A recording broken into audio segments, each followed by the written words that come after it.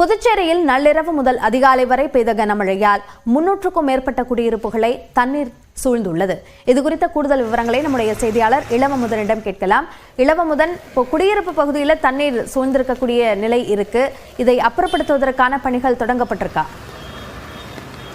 Delta மாவட்டம் மற்றும் புதுச்சேரி பகுதிகளில் மழை பெய்யும் என்று ஏற்கனவே அறிவிக்கப்பட்டது. இதன் அடிப்படையில் தான் நள்ளிரவு முதல் அதிகாலை வரை புதுச்சேரி மற்றும் காரைக்காலில் கனமழை பெய்தது.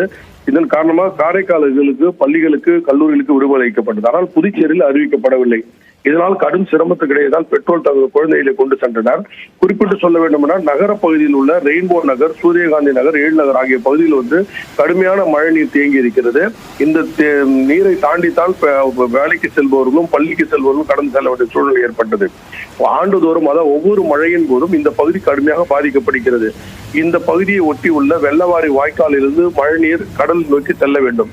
ஆனால் இந்த பகுதியில் சிறிய வாய்க்கால் வழியாக செல்லும் பொழுது சிலர் ஆக்கிரமித்து வீடு கட்டியிருக்கிறார்கள். இந்த வீட்டை அகற்றினால் மட்டுமே இந்த பகுதிக்குள் மழைநீர் தேங்காமல் வெளியேறும் என்பதுதான் இந்த மக்களுடைய கோரிக்கையாக இருந்தது.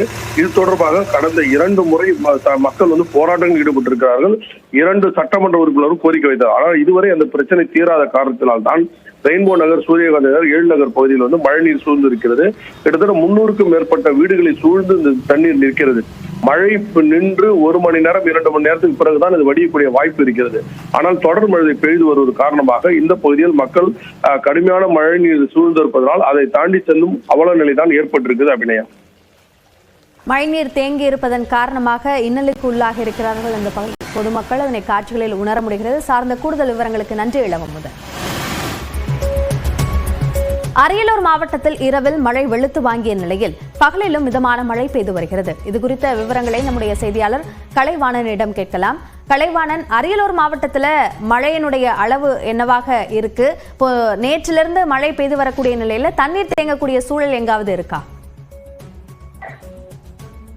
கண்டிப்பாக அரியலூர் மாவட்டத்தில் நேற்று இரவு சுமார் 10 மணி அளவில் தொடங்கிய மழையானது இரவு முழுவதும் கனமழை பெய்து வந்தது.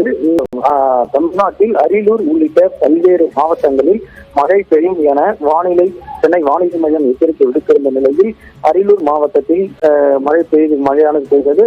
அதுவும் குறிப்பாக அரியலூர் மாவட்டத்தில் ஜெயங்கொண்டத்தில் 81 மில்லிமீட்டரும், சிந்துரையில் 66 மில்லிமீட்டர் என அரியலூர் மாவட்டத்தில் அதிகபட்சமாக இங்கு அரியலூர் மாவட்டத்தில் ஜெயங்கொண்டமும் சிந்துரையில் தான் மழையானது பதிவாகி உள்ளது.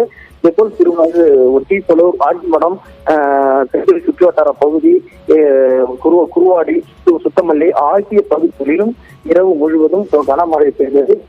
இந்த மழையினால் அரியலூர் மாவட்டத்தில் பள்ளிகளுக்கு மட்டும் மாவட்ட ஆட்சியர் விடுமுறை அறிவித்திருந்த நிலையில் தற்போது மழையானது இன்னும் தற்போது வரை பெய்து கொண்டுதான் இருக்கிறது. அரியலூர் மாவட்டத்தில் மழையினுடைய அளவு நிலை என்ன என்பது குறித்த விவரங்களுக்கு நன்றி கலைவாணன்.